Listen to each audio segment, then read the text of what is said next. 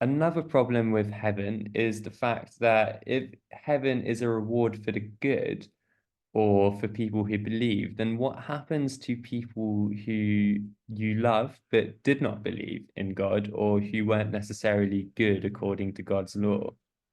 Surely, if you're in paradise without any of your friends and family, or without just one important member of your family, such as your mother, that's not going to be a very pleasant experience for you.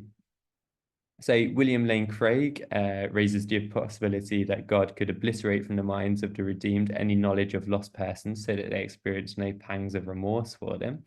And again, this gets into ideas of, well, if you're made to become a person who's forgotten the existence of their mother or somebody else that you love very, very dearly, then how much are you anymore? Certainly, if I personally had to lose any memory of my family, then, well, I would argue my family are the people that made me who I am. I would say that I am no longer me without my family. So again, difficulties with the idea of reward here in the afterlife if not everybody's being rewarded.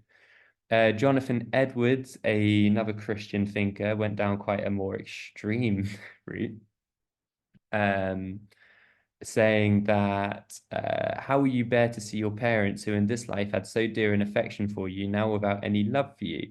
How will you bear to see and hear them praising the judge for his justice exercised in pronouncing this sentence, and hearing it with holy joy in the countenances, and shouting forth the praises and hallelujahs of God and Christ on that account? So what's he saying here? Well, helps to illustrate this if you have a look at the picture. This is a picture of people in hell able to look up at people who are in heaven. And these people in heaven can look down at the people in hell, and they are actually made glad by the sight of people in hell. So this could include family members looking at family members who are in heaven, looking at their family members who are in hell, and actually being happy at the sight of it, and vice versa. Um, so again, not only does this actually get into a bit of a sadistic notion of what God's reward is for believers, if you really dig into it, it does also get into the realms of fundamentally changing who you are. So not just are you somebody who's forgotten the existence of the family members. No, that's actually quite nice compared to what Jonathan Edwards is saying.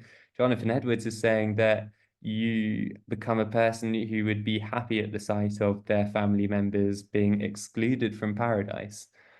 So again, notions of reward entailing some profound sort of change to you such that you might no longer recognize yourself.